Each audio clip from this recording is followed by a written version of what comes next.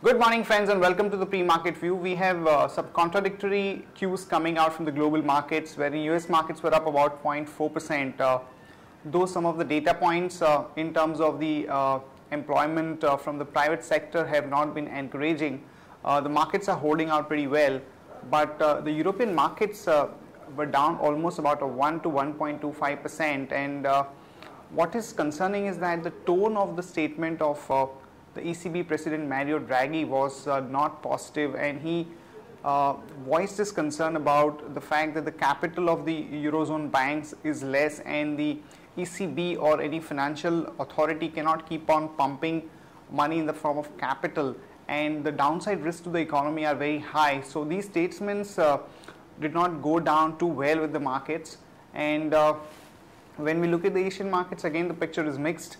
Japan is running away on the upside with a gain of almost about 3.5%, as the monetary policy which the market was waiting for the last 3 to 4 days has been quite aggressive, wherein the money infusion has been doubled, and on the back of that we have seen weakness in the yen to almost about 96.56 or something. So yen is at the lowest point versus dollar, but some of the other Asian markets like Hang Seng are not showing any kind of optimism at this point of time, and some of the markets like Korea and Taiwan are shut. Talking about the flows, friends, FIs were net sellers in the cash market to the tune of about 368 crore.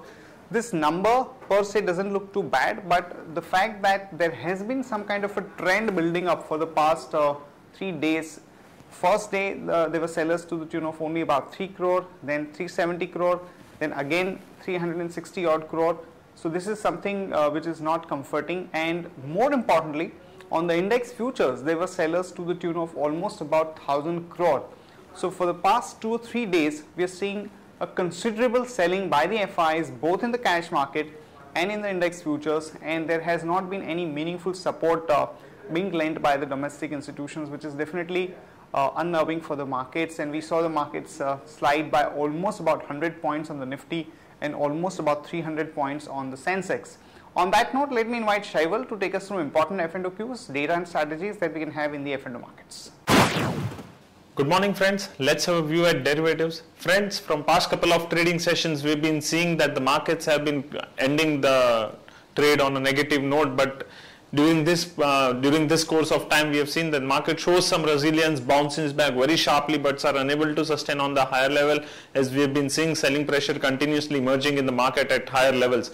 Now the PCR ratio has slipped down to 0.88, and in spite of the sell-off in the market in yesterday's trade, we have seen long positions being accumulated. Now the implied volatility has increased by around say 5 to 10%, and we have also seen that the focus on from 5,600 put option has shifted to 5,500 put option, whereas on the call side 5,700 call option stands with the highest number of shares in the open interest. Now as we are below our VWAP of 5650, our bias for the market is negative, and 5650 going forward would act as a hurdle, and on lower side 5522 will be the level which we need to watch, because this is also an straddle break-even point for the month on the lower side. From intraday perspective, Hexaware is looking good, so one can go long with stop loss of 89.50, and one can go short on Mahindra and Mahindra with stop loss of 862 rupees 15 paisa. Thank you.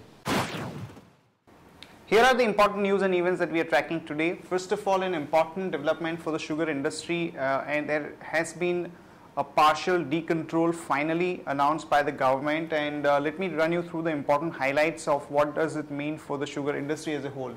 First of all, the government will no longer force the mills to sell sugar to the government at a discounted price, and they can sell whatever quantity they want to in the open market and get the market related pricing for their sugar. There is not going to be any levy sugar component or obligation on the part of the sugar mills, and also they are free to decide how much sugar to sell in the open market, how much inventory to keep, so on and so forth. So there is some amount of decontrol at the sugar mill level, which is definitely big positive for the industry as a whole, because it will bring about efficiency, about freedom to the entrepreneurs who are good at working capital management, so on and so forth. Also, the government will buy the sugar from the open market for the current PDS scheme that they are running, and whatever is the difference between the price at which the government is buying sugar from the sugar companies and the price at which they are able to sell in the PDS, the difference will be borne by the government only, and this amount is likely to be around 5,300 crore at the current price of the sugar. And they have kept the sugar price at which the government will buy from the sugar mills at about 32 rupees per kg, which is pretty much currently the market price of the sugar. The important thing to note is that the cane sugar price, that is a contentious issue which has been left to the state government. So this is something which remains to be resolved over a period of time. But overall, whatever decisions have been taken are definitely major developments for sugar industry. It can bring about a re-rating of the sector as a whole, and we think that companies like Balrampur Chini, EID Perry, Banari Sugar, these are the companies which would have a big spike in the market over the next few days.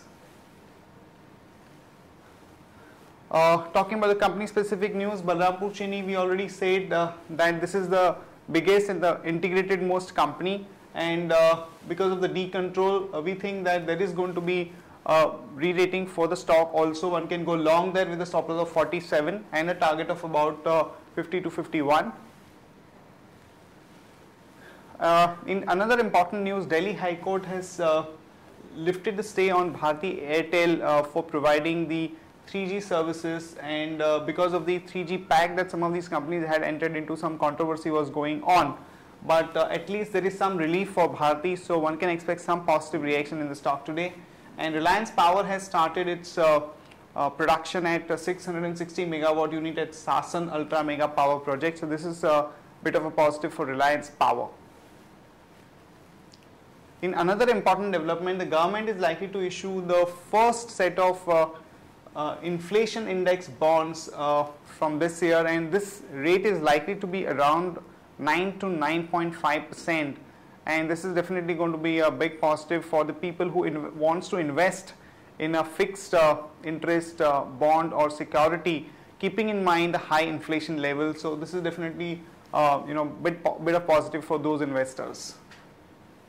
SR Oil, some positive news, as finally the company has exited the corporate debt restructuring program that the company entered into 2001 because of the cyclone effect, and it will also be able to raise money through commercial borrowings at a cheaper rate to refinance the current high debt loans, and one can go long on SR Oil on the back of that with a stop loss of 77.5 and a target of about 81.5 to about 83.